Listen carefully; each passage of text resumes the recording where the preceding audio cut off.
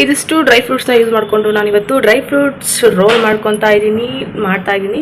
Dry fruits roll ಮಾಡೋದಕ್ಕೆ ನಾನು ಯಾವ್ಯಾವ ಡ್ರೈ ಫ್ರೂಟ್ಸ್ನಿಂದ ಯೂಸ್ ಮಾಡ್ತಾ ಇದ್ದೀನಿ ಅಂತಂದರೆ ಒಂದು 15-20 ಡೇಟ್ಸ್ನ ತೊಗೊಂಡಿದ್ದೀನಿ. ನೋಡ್ತಾ ಇರ್ಬೋದು ನೀವು ಇಲ್ಲಿ. ಒಂದು 10-12 ಬಾದಾಮಿ ಬೀಜನ ಯೂಸ್ ಮಾಡ್ಕೊತಾ ಇದ್ದೀನಿ. ಗೋಡಂಬಿ ತಗೊಂಡಿದ್ದೀನಿ, 4 ವಾಲ್ನಟ್, ಒಂದು 2 ಅಂಜೂರನ ತೊಗೊಂಡಿದ್ದೀನಿ.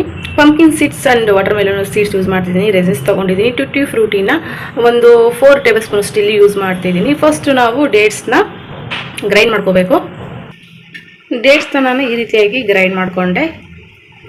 ಟುಟ್ಟಿ ಫ್ರೂಟಿ ಆ್ಯಂಡ್ ರೆಸಿನ್ಸ್ ಬಿಟ್ಟು ಉಳಿದಿರೋಂಥ ಡ್ರೈ ಫ್ರೂಟ್ಸ್ನ ನಾವು ತರಿಯಾಗಿ ಗ್ರೈಂಡ್ ಮಾಡ್ಕೋಬಹುದು. ಗ್ರೈಂಡ್ ಮಾಡ್ಕೊತೀನಿ. ಇವಾಗ ನಾನು ಇದನ್ನ ತರಿಯಾಗಿ ಗ್ರೈಂಡ್ ಮಾಡ್ಕೊತೀನಿ. ಎಲ್ಲ ಡ್ರೈ ಫ್ರೂಟ್ಸ್ನ ಈ ರೀತಿಯಾಗಿ ತರಿಯಾಗಿ ಗ್ರೈಂಡ್ ಮಾಡ್ಕೊಂಡೆ. ನಾನು ಇದಕ್ಕೆ ಶುಗರ್ ಆಗಲಿ ಜಾಗರಿ ಆಗಲಿ ಯಾವುದನ್ನು ಆ್ಯಡ್ ಮಾಡಲ್ಲ, ನಾನು ಹಾಗೆ ಮಾಡ್ಕೊತೀನಿ. ಏನಕ್ಕೆ ಅಂತಾರೆ ಡೇಟ್ಸಲ್ಲೇ ಸ್ವೀಟ್ ಶುಗರು ಜಾಸ್ತಿ ಇರೋದ್ರಿಂದ ನನಗೆ ಹಾಕೊಳ್ತಾ ಇಲ್ಲ. ನಿಮಗೆ ಬೇಕಾದರೂ ಸ್ವಲ್ಪ ಜಾಗರಿನ ಆ್ಯಡ್ ಮಾಡ್ಕೊಳ್ಬೋದು.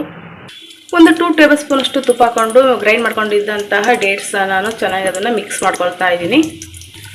ಗ್ರೈಂಡ್ ಮಾಡಿ ಇಟ್ಕೊಂಡಿದ್ದಂತಹ ಡ್ರೈ ಫ್ರೂಟ್ಸ್ ಕೂಡ ಇದಕ್ಕೆ ಇವಾಗ ಆ್ಯಡ್ ಮಾಡಿಕೊಂಡು ಚೆನ್ನಾಗಿ ಮಿಕ್ಸ್ ಔಟ್ ಮಾಡ್ಕೊತೀನಿ.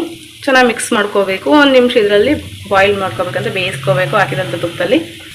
ಉಳಿದಿದ್ದಂಥ ಟುಟ್ಟಿ ಫ್ರೂಟಿ ಮತ್ತು ರೇಸಿನ್ಸ್ ಇದಕ್ಕೆ ಆ್ಯಡ್ ಮಾಡಿದ್ದೀನಿ. ಇವಾಗ ಡ್ರೈ ಫ್ರೂಟ್ಸ್ ರೋಲ್ ಮಾಡೋಕ್ಕೆ ಇವಾಗ ಅದು ರೆಡಿಯಾಗಿದೆ. ಹಾಕೊಂಡಂಥ ಎಲ್ಲ ಡ್ರೈ ಫ್ರೂಟ್ಸ್ ಈ ರೀತಿಯಾಗಿ ಚೆನ್ನಾಗಿ ಬ್ಲೆಂಡ್ ಮಾಡ್ಕೋಬೇಕು, ಮಿಕ್ಸ್ ಮಾಡ್ಕೋಬೇಕು ಒಂದಕ್ಕೊಂದತ್ತಾಗೆ. ಇವಾಗ ಇದಕ್ಕೆ ಫೈನಲ್ ಆಗಿ ನಾನು 1.5 ಟೇಬಲ್ ಸ್ಪೂನ್ ಅಷ್ಟು ಗಸಗಸೆನ ಹಾಕ್ಕೊಂಡು ಡ್ರೈ ಫ್ರೂಟ್ಸ್ ರೋಲ್ನ ರೆಡಿ ಮಾಡ್ಕೊತೀನಿ. ಚೆನ್ನಾಗಿ ಕಲಿಸ್ಕೊಂಡ್ಬಿಟ್ಟು ಡ್ರೈ ಫ್ರೂಟ್ಸ್ ರೋಲ್ ಮಾಡೋದಕ್ಕೆ ನಾನು ಈ ರೀತಿಯಾಗಿ ರೆಡಿ ಮಾಡಿ ಇಟ್ಕೊಂಡಿದ್ದೀನಿ. ಇದನ್ನು ಇವಾಗ ಕಟ್ ಮಾಡ್ತೀನಿ. ನಮಗೆ ಯಾವ ಶೇಪಿಗೆ ಬೇಕೋ ಆ ಸೈಜ್ಗೆ ನಾವು ಕಟ್ ಮಾಡ್ಕೊಳ್ಬೇಕು.